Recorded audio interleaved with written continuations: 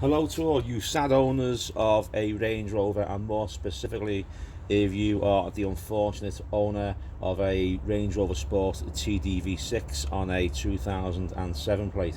Okay, there seems to be some sort of misunderstanding and confusion in respect of the Viscous coupling fan and whether how to remove it and which way to actually turn the fan itself.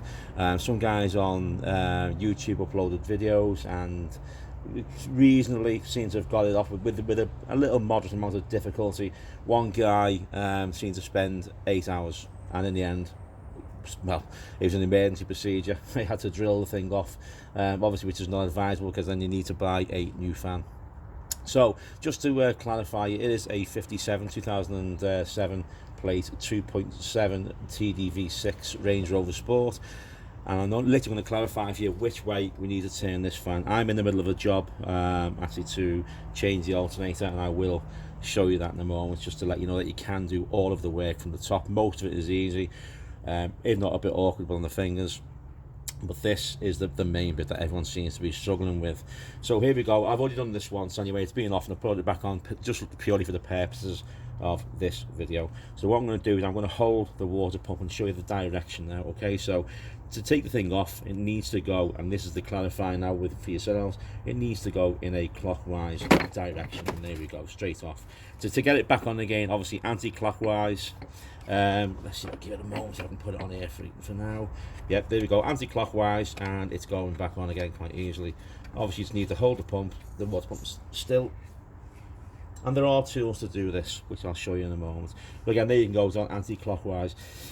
There we go, clockwise again. To take it off, it should just come straight off as long as I can hold things still momentarily. There we go, off again. Okay, so just to clarify, it is need to turn it in a clockwise direction to take the Viscous fan off. Now, for those of you who are unfortunate enough to have to do the alternator, again, it's not a great job, it's not the easiest, not the most difficult. We need small hands ideally. Here we go. Drive belt taken off. There's your tensioner. Just need a socket putting into that there. Okay. Unfortunately, it is a small gap, as I did say. You can see the power line there and the cable at the back. It is not easy. Okay, but it's not a job that you're not able to do. Most people should be able to cope with this.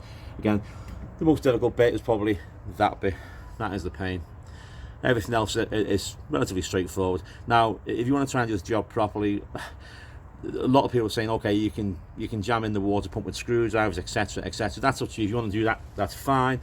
I just found it a bit easier to order a special tool from eBay, which is this, and is relatively cheap.